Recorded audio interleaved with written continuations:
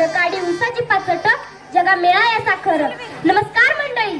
700 वर्षापूर्वी जगाच्या कल्याणासाठी पसायदान मागणारे ज्ञानेश्वर बालवृद्धांपर्यंत सगळ्यांना समजले. पण हजारो वर्षांपासून काळ्या मातीच्या ढेकातून चालताना जगाच्या पोटासाठी घासाचं दान देणारा, कोरड्या कंठासाठी आभाळाकडे पाण्याचं वरदान मागणारा आणि इथल्या प्रत्येक जीवाला दुष्काळातही कसा का होईना दान देणारा बळीराजा नावाचा ज्ञानेश्वर मात्र आपल्याला अजून समजला नाही. हजारो वर्षांपासून जो व्यवसाय या देशात मानाचा होता तो मान आज दिसत नाही. शेतकऱ्याला असणारा शेतीचा अभिमान आज दिसत नाही. म्हणतात 21वे युग डिजिटल क्रांतीचा आहे, माहिती तंत्रज्ञानाचा आहे. पण लक्षात ठेवा, देश डिजिटल झाला तरी धान्य ऑनलाईन पिकत नाही. देश डिजिटल झाला तरी धान्य ऑनलाईन पिकत नाही. शेतकरी जगवतो जगाला तरी श्रेय मात्र घेत नाही. शेतकरी जगवतो जगाला तरी श्रेय मात्र घेत नाही. सध्याच्या काळात शेतकऱ्यापुढं दुष्काळ, अवकाळी पाऊस, पडलेला बाजारभाव, महागाई आणि यातून निर्माण झालेला कर्जाचा डोंगर यांसारख्या पारंपरिक समस्या आहेतच.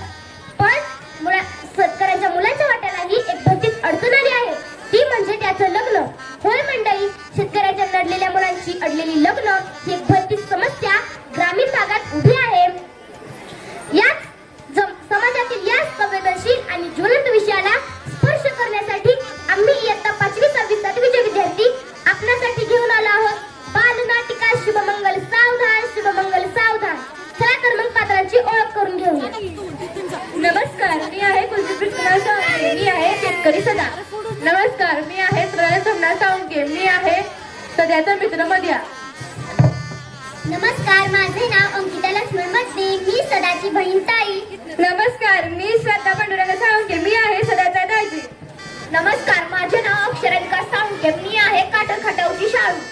नमस्कार, माझे नाव अनन्या ब्रह्मा सावंके. मी आहे शालूचा बाबा बाबुराव. माझे नाव तन्वी सचिन पाटील. मी आहे आई चंद्रा. माझे नाव रोही अनिल सावंके. मी आहे शालूची बहीण मालू. नमस्कार कांदरवाडीकर मंडळी, कसं काय चाललंय तुमचं? चांगलं चाललं असणारच. यंदा उसाचा पक्का काय चालला का नाही तुमच्याकडे? मी कोण? मी सदा काय तोंडे. नाव जरी काय तोंडे असलं तरी दिसायला गोरा पाटकडे आहे बर का. अहो पण फार वैतागून गेलंय बघा. आता काय सांगू तुम्हाला, मी आता 32 वर्षाचा झालोय तरी माझं लगीनच होईना. लगीन व्हायला म्हणून पोरगी पण होय म्हणून झाल्या. शेतकऱ्याचं स्थळ म्हणल्यावर कुणीच मुलगी द्यायला तयार नाही. पोरगी नाही म्हणायसाठी तिचा बाच म्हणतो या. पोरगी अजून शिकायचं म्हणत्या. गुण जुळवणार, नाणी दोष आहे, नाहीतर बघत हाय. काय बी सांगतात लोक. पोरगी बघायला ज्या भाड्याच्या गाडीतून जातो त्याचं 25,000 आणि मॅरेज बिरात नोंदणी केल्या त्याचं 25,000 उरावच आहे ते. 50,000 फेडाय म्हणलं सोसायटी काढायचं बघतोय, पण सोसायटी वाली बी उभा करणार झाली ती. खर्चामुळं काय होईना म्हणून देवधर्म सुद्धा गेला. कांदरवाडीच्या मारुतीला आणि विठ्ठल नगरच्या गणपतीला नवस करून बसलोय. माझं लगीन होते तुझ्या दारापुढं 100 लोकांचं पुरी भाजीचं जेवण घालतो म्हणून, पण त्याचा काय गुण दिसना. सध्या बरं हायच हवं. एकटाच कोणाची बोलतोयस र?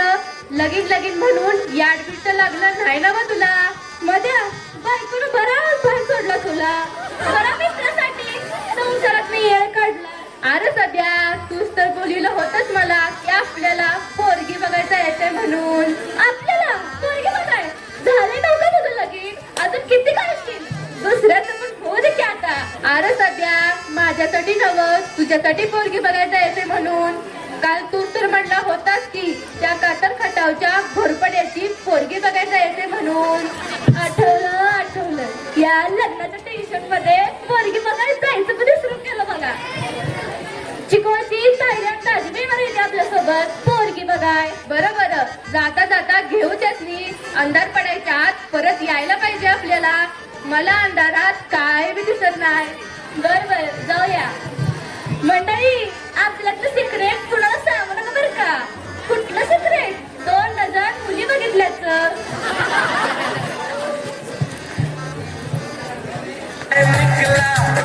लेके वो रस्ते पर वो सड़क में एक मोड़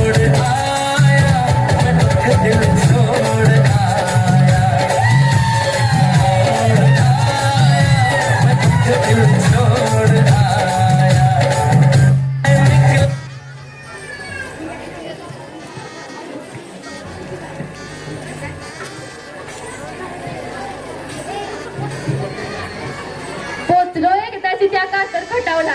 त्या रस्त्याची कामं चालू आहे ती मनका पाय ढिला झालंय बघा.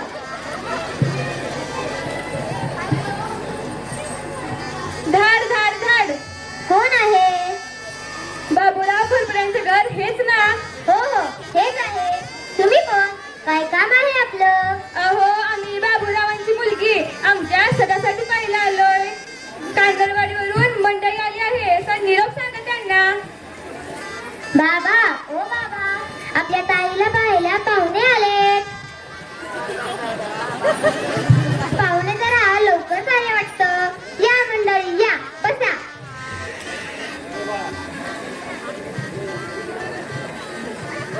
प्रवासात काही त्रास झाला नाही ना? आमचं घर सापडलं ना लगेच? अहो मामा, आमच्या सदासाठी आतापर्यंत 2 डझन पोरी बघितल्यात आम्ही, 2 डझन. त्यामुळे पोरींची घरे शोधण्याचा सराव झाला आमचा.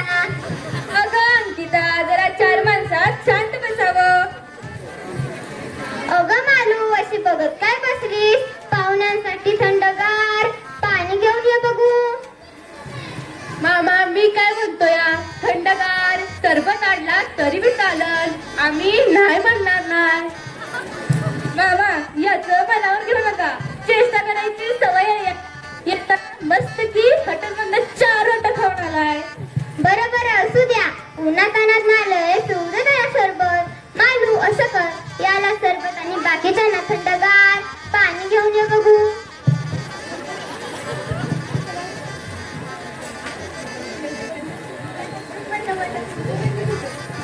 तसं गाव कुठलं तुझं? अहो मामा, मी सदाचा गायचे. तसा आपला संबंध खूप जवळचा आहे. खूप जवळचा संबंध? मला कसा माहित नाही? असं काय करता मामा, तुमची आठवडीत मावस बहीण आहे ना, तिच्या चुलत नंदेचा मावस भाऊ चिकलवरचा, त्याचा मी एकुलता एक मुलगा. काय सांगता? तसा फारच जवळचा संबंध आहे आपला. अहो, पाहुण्यांकडून निरोप मिळाला की तुमच्या एका मुलीचं लग्न करायचंय म्हणून. मग काय आलो बघायला आमच्या सदासाठी. आलं माझ्या लक्षात. चंद्रा, हे चंद्रा, बाहेर या बघू.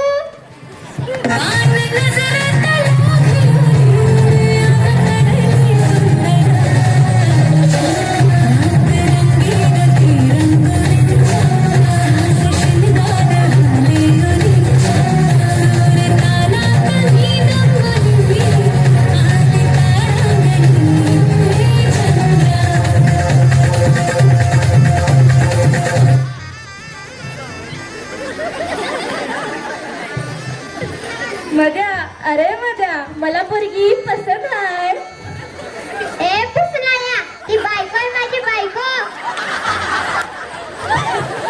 पोरगी बघायच्या आधीच लगीन मोडलं वाटतं. अगं तायडे, शुभ बोल जरा. मामा, तुझ्या वतीनं मी माफी मागतो. ए नरसाया, पाया पड मामींच्या. आशीर्वाद सासूबाई, पाया पडतो. लवकर लगीन होऊ दे तुझं.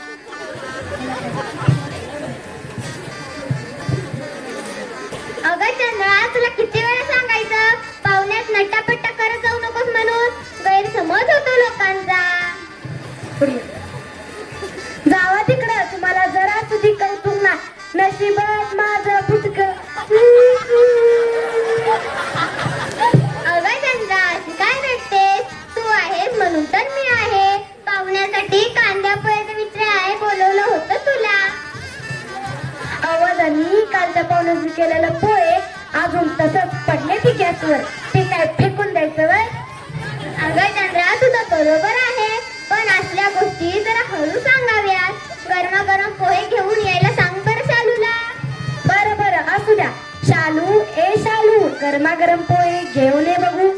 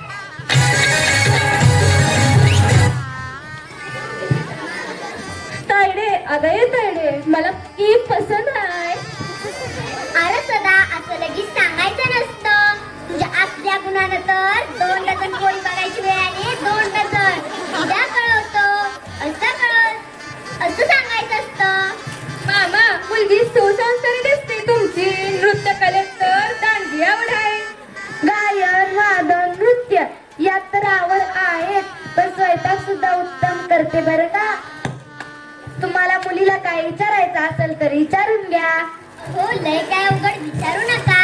सध्याला पोरगी पसंत आहे. नाव काय तुझं मुली? माझं नाव शालन बाबूराव घोरपडे, पण घरी लाडाने मला शालू म्हणतात. दादी झालं विचारून, मला पोरगी पसंत आहे. कुठल्या जन्माचं पाप म्हणून असलं मेवढं भेटलंय कुणास ठाऊक.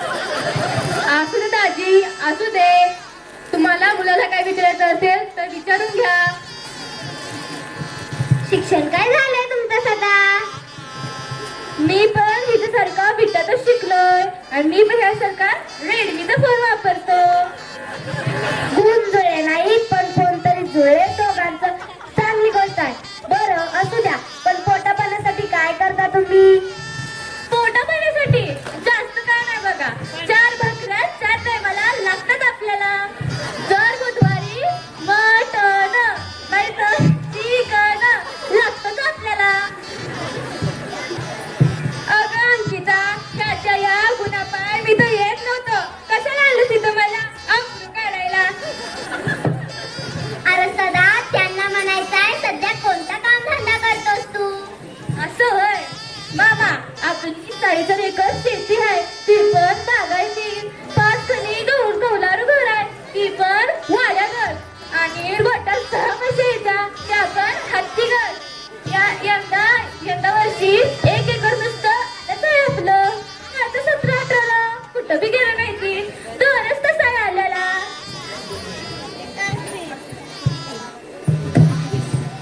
बाबा, मी एक बोलू का? बोलकी चालू. तिथं तर तुझं मत महत्वाचं आहे. बाबा, नुसतं मोबाईल घेऊन चालत नाही, आवडीनिवडी सुद्धा जुळाव्या लागतात. कुठे माझ्या स्वप्नातला पुण्या मुंबईचा राजकुमार आणि कुठे हा साधा शेतकरी सदा? अगं शालू, मी पण भरपूर शिकलोय, डबल ग्रॅज्युएट आहे, पण आता सध्या शेती करतो. आमच्या ताईने शेती कधी केली नाही. बाबांचं शेत कुठे आहे हे सुद्धा तिला माहित नाही. हिला तर नवरा सर्व्हिस वालाच हवा. मला पण दाजी सर्व्हिस वालेच हवे. अहो मामा, सगळ्याच मुलींना सर्व्हिसवाला मुलगा हवा असतो. त्याला पगार असतो 25,000 आणि मुंबईत घर भाडं भरावं लागतं 10,000. किराणा बाजार 15,000. महिन्याच्या शेवटी किती पैसे उरतात त्याच्याकडे याचा कधी विचार केलाय का? याच्या उलट हा सदा शेतातून पक्कं उत्पन्न कमावतोय. आणि शेतीच्या कामाचं म्हणाल तर तुमच्या मुलीनं फक्त घर सांभाळलं तरी चालेल आम्हाला.